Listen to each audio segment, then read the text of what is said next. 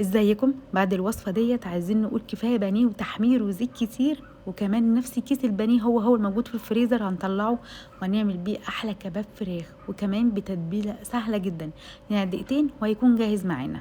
وكمان ممكن نحضر شوية نتبلهم وندخلهم الفريزر لما نكون محتارين نعمل اكل ايه، نطلعهم ونسويهم على طول.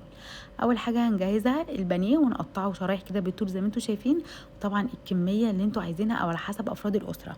هنجيب بقى هنا اي بولة عندنا وفنجان صغير من الزيت، فنجان صغير من اللبن، نص عصير ليمونة، بصل بودر، ملح، بابريكا تكون مدخنه يا ريت، ولو بابريكا عاديه تمام.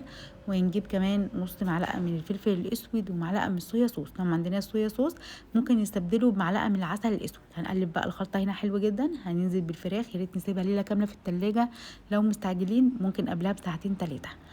تمام جدا، انا هنا سبتها ليله كامله. عشان بعد بقى ما سيبناها ليله كامله هنطلعها من التلاجة، وبعد كده هنجيب الستيكس بتاعت الشيش طاووق، وهنحاول نمسك قطعه قطعه ونعملها كده زجزاج زي ما انتوا شايفين. او ممكن نحط بقى في الستيكس، ممكن ياخد مثلا قطعتين 3، او ممكن ياخد 4 قطع على حسب انتوا مقطعين فراخ حجمها قد ايه. هنا خد معايا 4 قطع. السيخ يا جماعه او الستيكس بيكون حلو جدا ومشبع، يعني ممكن بقى نعمل جنبيه كده شويه رز، شويه مكرونه، او بالعيش، يعني زي ما تحبوا. بعد بقى ما شكلت كل الكميه كده زي ما انتوا شايفين، بص شكله قبل ما نسويه ولا اي حاجه خالص شكله خطير.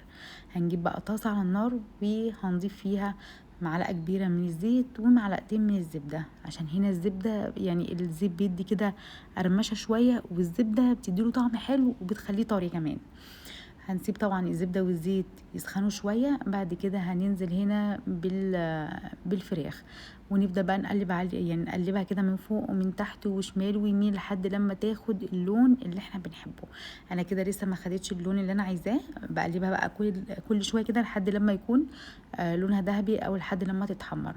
وبعد ما اشيلها من الطاسة هنجيب حبة بقى كده خضار مشكل حلوين. انا قطعت هنا بصل حلق وفلفل الوان وشوية مشروم، بيبقى يا جماعه خطير كده مكان الفراخ.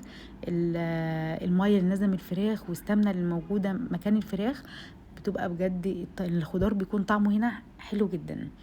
بس هنا بقى ده كده اللون اللي هي خدته والشكل كده النهائي بتاع الفراخ. مش قادره اقول لكم يا جماعه بجد طعمها حلو قد ايه، بجد خطيره، صحيه وخفيفه جدا، وطعمها كمان حلو وشكلها حلو.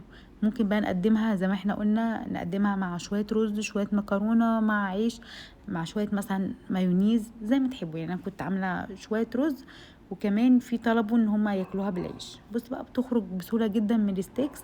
وانا كمان حطيت كده، ممكن تحطوا شويه مايونيز، ممكن تعملوا توميه. بصوا كمان بتتقطم بسهوله، طريه جدا، مستويه بجد خطيره. بس الاحسن ان انتوا تعملوها في التتبيله قبلها بيوم، او تعملوها مثلا من الصبح بدري لو انتوا هتعملوها على الغداء او على اخر النهار. فتحاولوا انتوا تسيبوها في التتبيله وقت احسن. اشوفكم في فيديو جديد، وباي باي.